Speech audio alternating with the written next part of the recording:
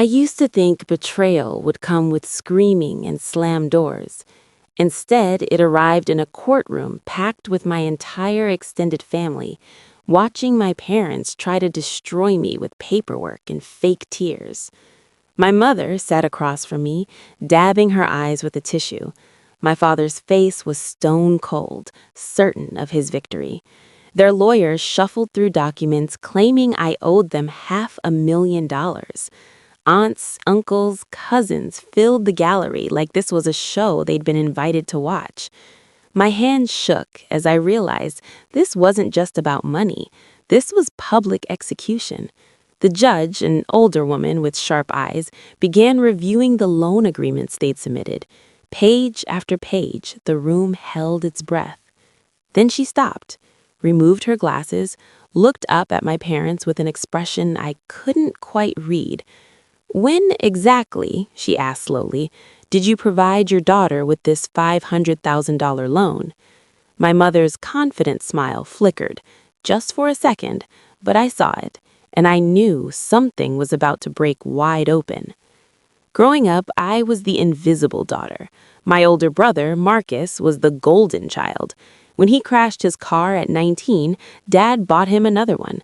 When I needed money for a college application fee, I was told to get a job. Marcus got a trust fund for his 21st birthday. I got a card that said, "Good luck with life." Every family dinner, every holiday, every graduation, the pattern was clear. Marcus was celebrated for existing. I was tolerated for being quiet. By 16, I stopped asking for anything. I learned to work, save, and survive on my own terms. I put myself through community college, then university, started a small graphic design business from my laptop, built clients slowly, carefully, never told my parents about any of it. Silence became my shield. I thought if I stayed small enough, if I needed nothing from them, I'd be safe from their judgment. I was wrong. You can't stay small enough to satisfy people who need you to fail. 3 months before that courtroom, everything changed. My business had grown beyond what I'd imagined. Corporate clients, a small team, enough income to finally buy my own apartment. I was proud, but I kept it quiet. At Marcus's engagement party, my mother cornered me in the kitchen. "Still playing with computers?" she asked with that familiar condescending smile. I just nodded. Later, Marcus pulled me aside near the garden. His face was tight, stressed in a way I'd never seen. "Rebecca, I need help. 50,000, just a loan until my investment comes through." For the first time in my life, I said no to him directly. His expression went cold. "You'll regret this," he said, then walked away. I thought he was just embarrassed. 2 weeks later, the legal papers arrived at my door, claiming I owed my parents $500,000 for loans I'd never received. My heart stopped when I saw their signatures on the bottom. Standing in that courtroom, I watched their lawyer present documents that looked terrifyingly real. Loan agreements with my signature, payment schedules, email chains discussing the money. My stomach dropped. These looked official, printed on letterhead, dated and notarized. I'd never seen any of them before in my life. My father stood to speak. His voice cracked with fake emotion as he described how he and my mother had sacrificed everything to help me start my business, how I'd promised to repay them, how I'd become selfish and ungrateful. Several relatives nodded sympathetically. I felt the room turning against me. I hadn't even thought to bring a lawyer. I didn't think I'd need one. This was my family. But watching my mother cry on cue, watching my father perform wounded disappointment, I understood. This wasn't a misunderstanding. This was planned. Judge Winters studied the documents with unusual focus. She asked my parents to approach the bench.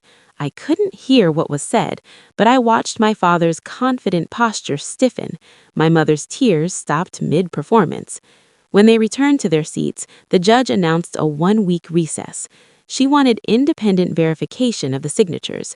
My mother protested immediately. "Your Honor, this is tearing our family apart. Can't we just resolve this today?" Judge Winters' voice was ice.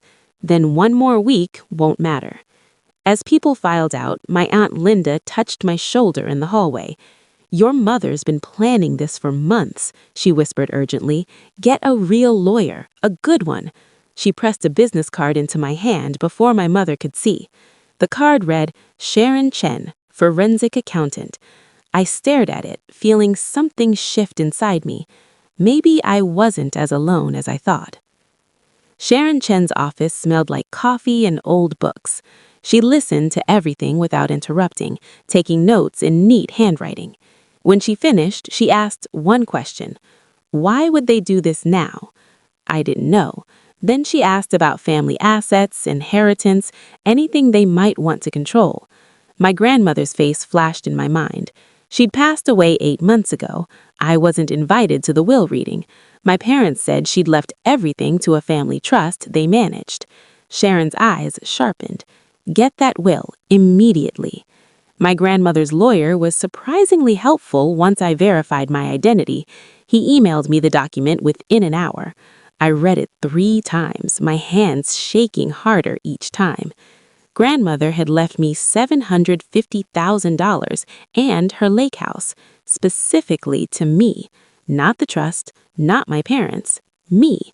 They'd never told me, and suddenly everything made horrible, perfect sense.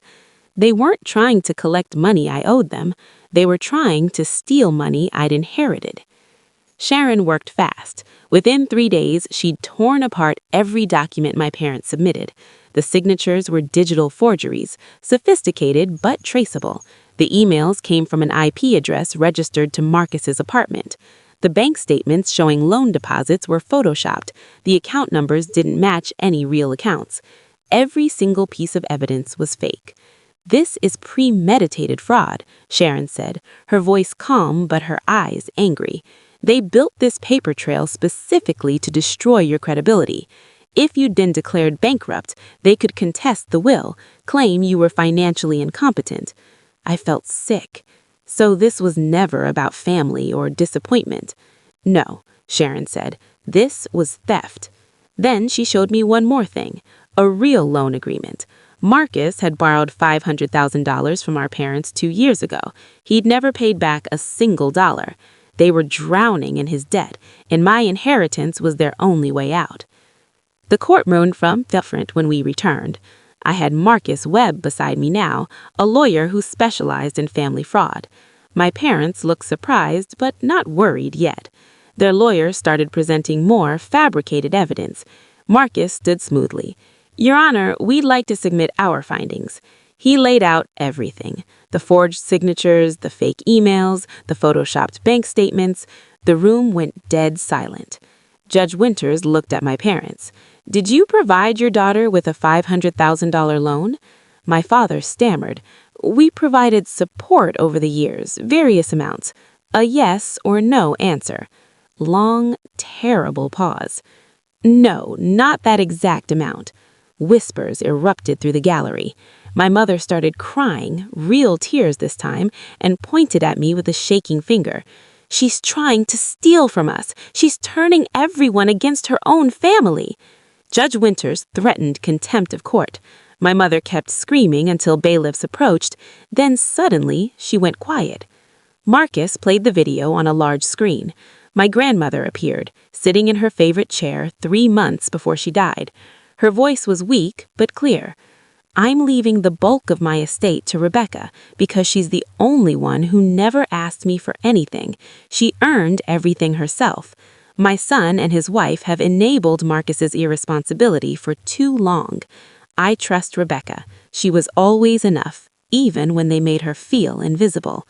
My mother screamed. "She was senile, manipulated." Judge Winters' voice cut through the chaos. "Your mother was evaluated by 2 doctors before signing this will. This outburst isn't helping your case." But my mother wasn't finished. "That money should go to family, real family. She's not even—" Her lawyer physically grabbed her arm, tried to cover her mouth, but the words hung in the air, unfinished and damning. The courtroom erupted in confused murmurs. I sat frozen. Not even what? In the hallway during recess, I confronted my father. What was she about to say? He wouldn't look me. Dad, what am I not? His voice was barely a whisper. You're adopted, since you were 3 days old. The world tilted sideways. You've known my entire life? Your mother wanted a daughter. After Marcus, she couldn't have more children. We adopted you. And you treated me like I was worth nothing because I'm not your blood? He had no answer. I felt something break inside me, but it wasn't sadness. It was clarity. These people had weaponized my existence against me. They'd made me feel like I had to earn basic love. And now I knew why. I never could. I didn't owe them anything. I never had. I walked away from my father without another word. Behind me, I heard him call my name. I didn't stop. I was done looking back. That night, I couldn't sleep. I kept thinking about my grandmother.